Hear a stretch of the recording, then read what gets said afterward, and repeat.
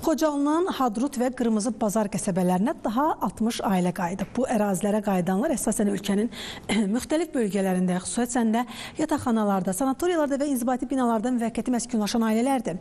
Bu mərhələdə Xocalı şəhərinə 30 ailə olmaqla 149 nəfər, Hadrut qəsəbəsinə 10 nəfər olmaqla 47 ailə, Qırmızı Bazar qəsəbəsinə isə 20 ailə olmaqla 91 nəfər qayıdıb.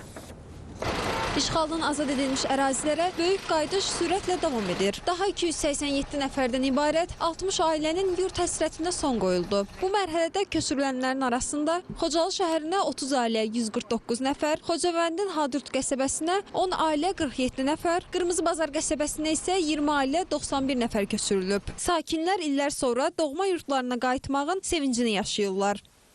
Bugün bizim bu Qarabağa köçməyimizdə səbəbkarımız, Ali Baş Komandanımız, onun güclü ordusunun sayəsində, şəhidlərimizin sayəsində, qazilərimizin sayəsində onlara çox minnətdarıq.